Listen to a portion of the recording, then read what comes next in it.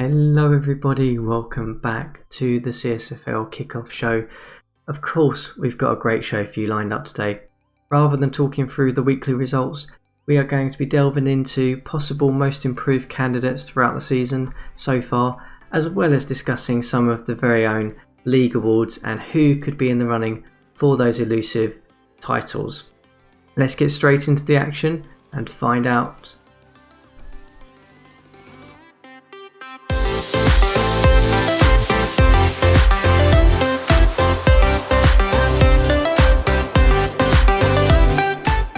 Okay, let's get stuck straight into the action today.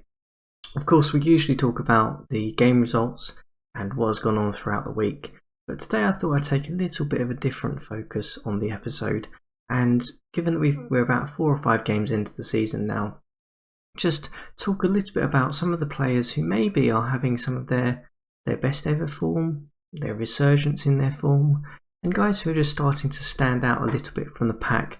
Now we are nearly reaching, round about the quarter mark of the season.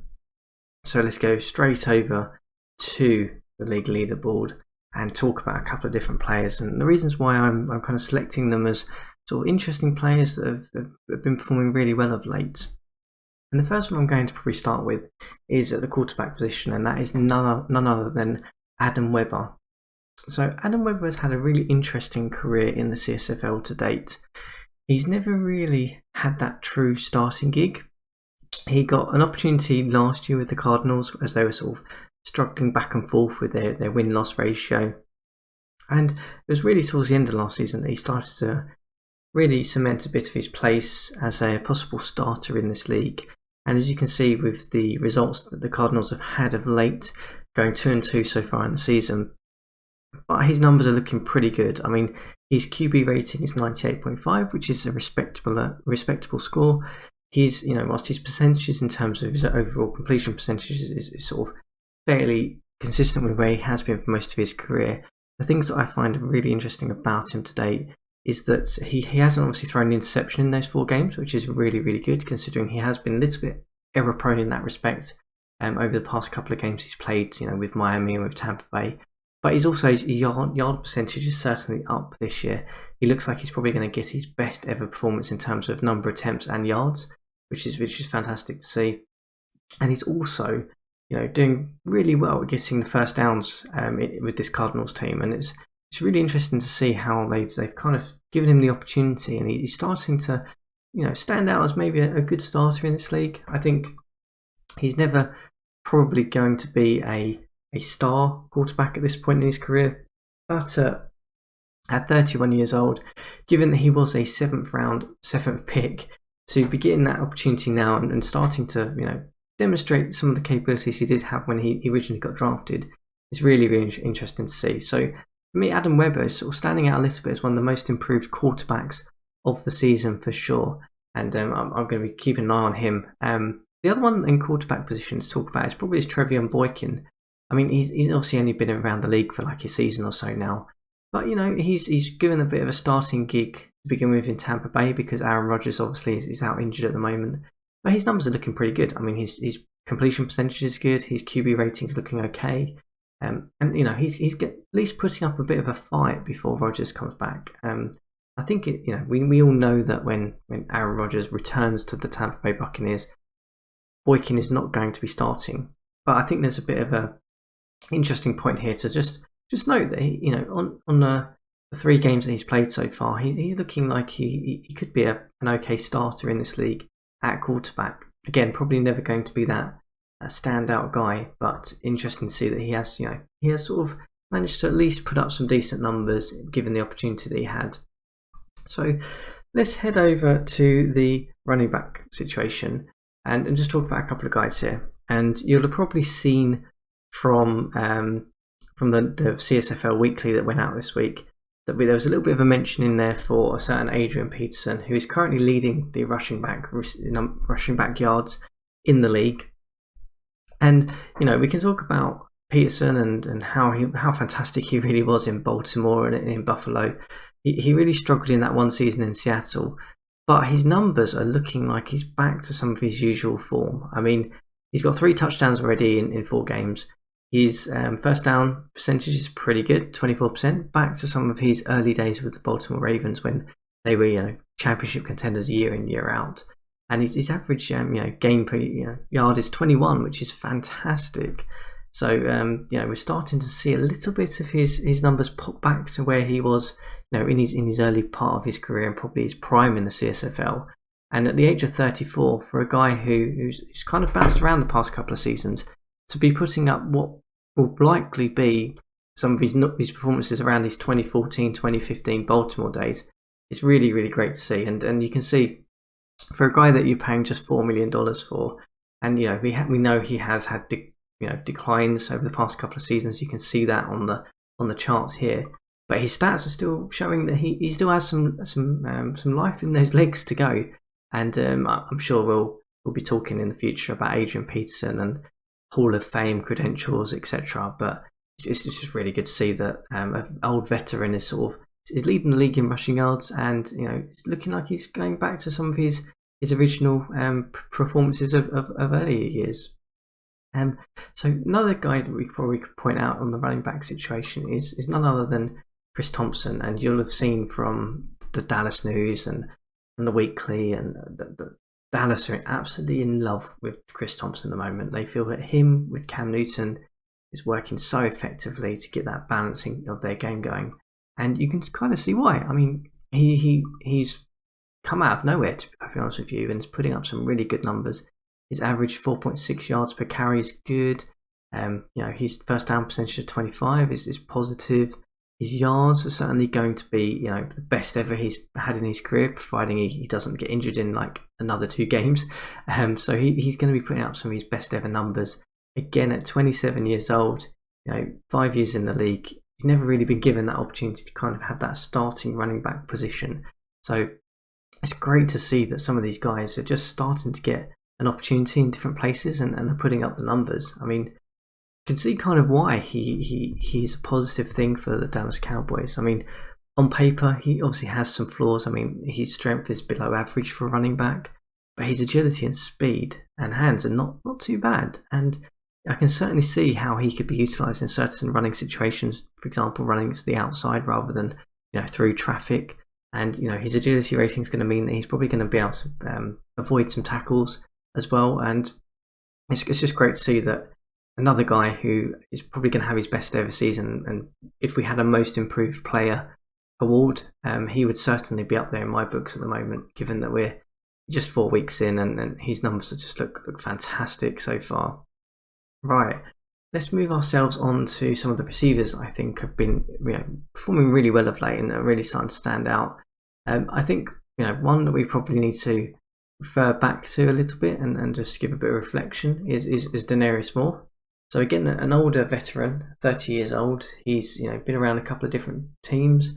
His numbers have always been fairly good. I mean, he's always had good first down percentages, but he is probably on course to get one of his best ever receiving yard performances in Tennessee. No surprise. I mean, the Tennessee playbook is pretty well established. That regardless of the quarterback, the situation there, that he's still going to get plenty of attempts to get yards with this team. And he's certainly maximising that opportunity at the moment. Interestingly, I think whilst his yardage is going to be up, his receiving yards are going to be up, and his first down percentage is going to be where it should be. Yeah, the only thing I would say is that his touchdowns are fairly low at the moment, and probably reflects the balanced nature of this receiving attack for Tennessee. But it's worth shouting out to him because he's probably going to break his personal best in terms of receiving yards. And again, at the age of 30, he's just fantastic. He still on paper looks like an absolute monster receiver. Got hands, got speed, got a bit of agility. He's still going to be very good for a couple of seasons at least. So we'll see. We'll keep an eye on Denarius Moore, but it's just worth shouting out to him, I think, because he's just had a really good season so far. So a couple of other things probably to talk about with the receivers. We can obviously mention the likes of Collie. And, his numbers are looking just phenomenal. Not surprising, the Steelers have been in absolutely electric form to start this season off. They've really, really been doing very, very well. And, Collie has, been a beneficiary, I would say, of that offensive game that they've brought to the league. And, you can see this just by looking at his numbers. I mean, he's already on par to basically completely blitz his touchdown record, his receiving record. His first down percentage is just a phenomenal 76%, which is just, I'm sure that will drop, but that's just amazing at this moment in time. And again, he's an elite wide receiver at 34 years old. You pay him $3.4 million, and he is just having the season of his life, and it's just fantastic to see that as well. So that kind of leaves us a little bit of receivers. I mean, I'm sure people are probably talking about Odell Beckham, but we've seen Odell Beckham put up similar kinds of numbers before, so I'm not going to delve into him for too much. You can talk about some of these other guys in receiving yards, but they were the ones that really, really, I think, stood out for me. So let's move on to some of the defensive side of the game. And there's some really interesting ones here, to be perfectly honest with you, that we should talk about. I think first we probably should go in and talk a little bit about, where is he? Here he is. Gakko, who is a 30-year-old defensive end. On paper, is still a good player. Again, cheap salary, which is great. But this is what's really interesting about him, is that his performance is just, in Miami last year was pretty good. His hurries were good, his sacks were good, but he's going one better this year so far. I mean, he's already got just under half of his tackles from last season. His tackle for losses, he's just over half now. His hurries are already 5 hurries in this season in 4 starts, which is great. His defense has been great. His sacks are 4 sacks. He's already beaten his own sack, personal best. So really interesting to see that Gakko is getting a bit of a run out in Miami and really showing what he can do. And Miami would be absolutely laughing that they're just paying him $1.5 million, and they've got him this year and next year. And I'm sure he could be worth 4 or 5 times this amount based on the stats that he's putting up. So good to see that he's having a really, really good season as well. Let's move over to Jeff Gott here, who is another one that I thought was really interesting, because he's again a 5-year experienced veteran, 27 years old, probably starting to come a little bit into some of his prime years now. But I guess the interesting thing that he's sort of starting to replicate some of his performances from a couple of years ago. So he had 13 hurries in 2017 and 5 sacks, and he's already on par for 4 sacks already in 4 games, a sack a game, which is great. His hurries are a little bit down, but that might be down to a little bit of strategy there. But his tackles are looking, he's already going to beat his tackle rating probably from last year of 18. So Jeff Gott is certainly reflecting the decision to kind of give him $8.5 million, and he's starting to sort of reap. The Washington team is starting to reap those rewards of his performance so far to date. So interesting to see that some guys are really sort of jumping out here in terms of the defensive end, sort of the sacks numbers. It's really good to see that that's happening. If we go over some of the tackling numbers, I mean, you'll see the usual suspects here. There's probably a couple of interesting ones maybe to talk about here. One is certainly going to be Monty Simmons, who again looks like he's going to be beating his own tackle record. He's been a phenomenal linebacker anyway, but it's worth shouting out to him because he's reflecting the Cardinals' defense has actually been pretty good on paper so far. And it's interesting to see that started to reflect in some of the stats. But when we get to the interceptions, you can see here Mikael Baker is on par for a phenomenal season already. He's already got 4 interceptions in 4 games. Seattle maybe a bit up and down in terms of their performances overall, but he, again, a 31-year-old, 7 years experience, is really having a good season, and one of his best seasons probably he's ever going to have at this point in his career. His tackle numbers are down, but maybe strategy of cornerbacks is a little bit different in terms of that. If they're not getting tackles, that's fine because they may be made further up the field. But he's already got a sack to his name. He's already replicated his own usual performance. 4 interceptions is fantastic, and 5 pass deflections in 4 games, really showing that he's having the season of his life. And again, he's probably going to be a fairly good player for at least a couple of seasons. His speed is still pretty good. His tackling is good. Agility is there. So he's well worth that $6.6 million that Seattle are paying him, just based on what his performance has been to date. So that kind of gives us a bit of a summary of some of the interesting top performers that we have seen throughout the season so far. I'm sure this list will change as guys come back from injury. Maybe teams start to improve their performances. But that's just a few guys that I wanted to just give a bit of a shout out to in terms of who I feel, arguably could be in the most improved player award if we did have one. But speaking of awards, let's get ourselves back over to league media and just talk a little bit about some of the awards in general that are going on that we usually have, and maybe why guys are on this list, and just getting a flavour for what guys are really starting to shine through this league just in terms of their overall performance, not being most improved just because they're just putting up phenomenal numbers. So let's start with the league MVP. I mean, it's not really surprising that the unbeaten Lions have two players in here. Derrick Henry, who is just a phenomenal rookie last year, put up crazy numbers. It looks like he's going to be doing pretty much the same this year. Put up 1,482 yards last year, 383 already this year. He's already got 3 touchdowns to his name, so he's pretty much on course for his performance last year. And then, of course, Matthew Stafford, who's MVP from last year. His numbers are actually a little bit down from what his traditional performance has been, and that probably reflects that his ratings have started to decline off now that he's getting to 31 years in age. His percentages are down, his QB ratings down.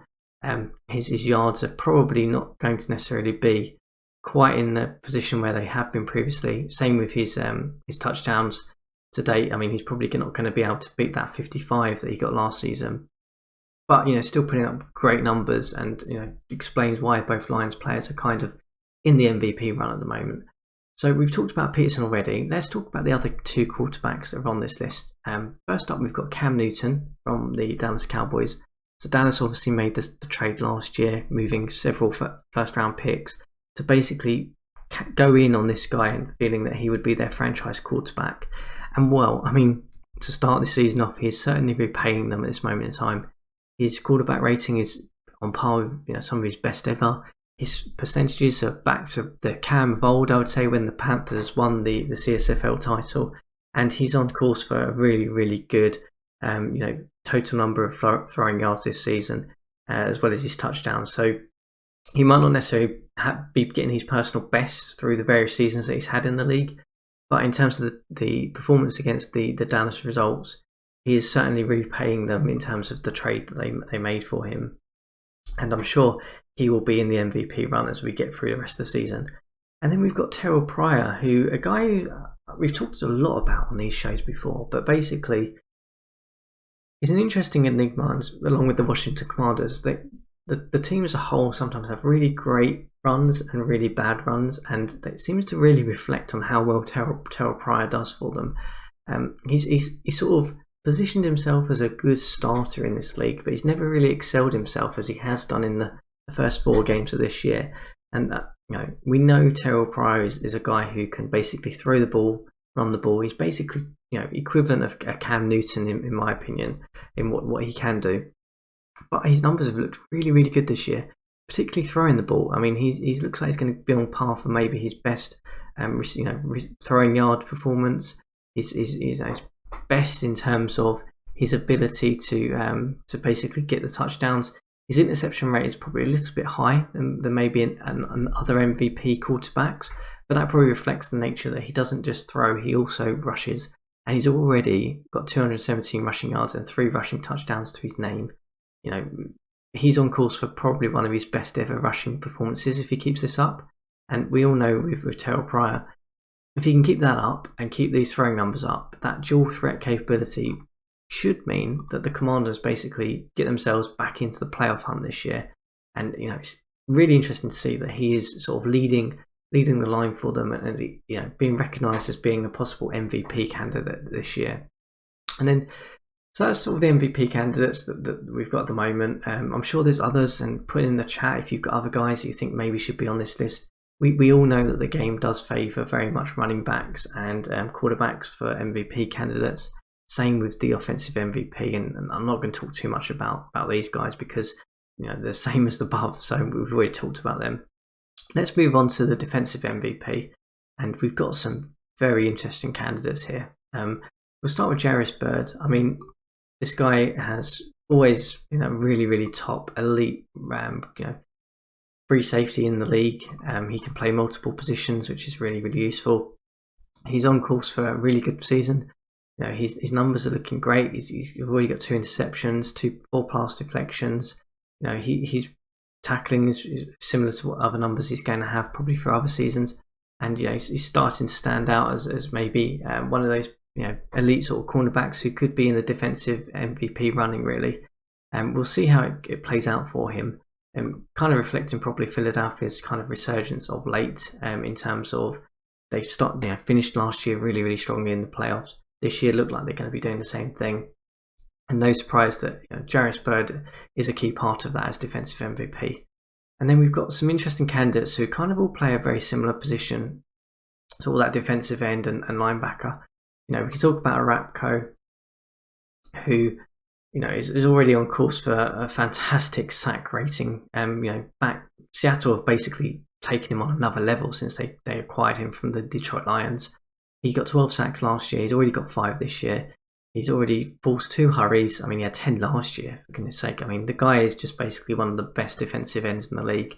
Tackle for losses, he's already got 8 tackle for losses, which is fantastic. No surprise when you look at his ratings. He is just one of the best defensive ends around, and starting to flourish in that Seattle strategy. And then we've got Joey Bosa, who a couple of years in the league now, started to establish himself as a perennial defensive end, and you can see here 12 sacks, 11 sacks, 3 already this year, 12 hurries this year though. That's what's phenomenal about his performance so far. He is really, really putting so much pressure on opposition quarterbacks, and you can see that in the numbers now, and ratings back that up. And I'm sure the Cleveland Browns are loving the fact that they managed to acquire him at number 4 in that draft.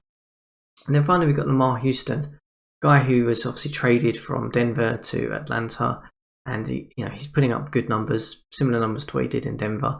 His hurries, 6 hurries, 5 knockdowns, 4 sacks already. He's on course for one of his best ever seasons, and not surprising that he is in the hunt for that defensive MVP. So that kind of hopefully gives a bit of a reflection of some of the awards at the top. I'm not going to talk too much about the Rookie of the Year awards, because we've got to wait for this to probably flatten out a little bit more now. But I will say that we've talked about Jacoby Brissett on the CSFL Weekly and how he started and starting to really put a name down for himself. On the defensive side, you've got some really, really interesting candidates here. Buckner, obviously one of the elite defensive ends in the draft. Obviously Ramsey, one of the best cornerbacks in the draft, and Lawson, a linebacker. So you've got a mix of really interesting positions sort of in this Rookie of the Year candidate run at the moment. I guess the one that stands out probably from you guys is Eric Flowers, who a tackle in the offensive MVP, offensive Rookie of the Year award with 25 pancakes already. We'll see if that continues. He's obviously proven that he second round pick, that he's fitting in really well with that Green Bay strategy and rotation there. So we'll see how that one plays out. But really interesting to hear what you guys think. Who are your defensive MVPs, offensive MVPs, and your Rookie of the Year candidates so far this season? Obviously, we're only 5 or so games into the season. We'll keep tracking it as we go along. But hopefully that brings you a little bit of an overview of some of the top performers so far this year, as well as some of those most improved candidates that we mentioned. But now it's time for us to move on to the next part of the show. We don't have any tips or strategy discussion today, and we're working on that for a couple of weeks' time. But it's worth us obviously going back and revisiting last week's CSFL GM Bite. Let's hear who the person was from last time, and let's reveal all. You are listening to the GM Bite on the CSFL Kickoff Show. Okay, did you manage to guess last week's CSFL GM Bite? It was, of course, the LA Chargers GM Eddie Potato. Eddie, thank you very much for doing the bite for last week. Let's move on to this week's CSFL GM Bite. Who do you think this one is? You are listening to the GM Bite on the CSFL Kickoff Show. Okay, so there you go. You've heard this week's. Get your guesses into the channel, and we'll obviously announce that in a few weeks' time when we come back with our next episode of the CSFL Kickoff Show. Until then, enjoy the weekend. Have a great time. let's see how the next couple of games go, and I'm sure next time we'll be back with an action-packed show to break down the results, the news, and of course any trades that happen. Have a great weekend, guys.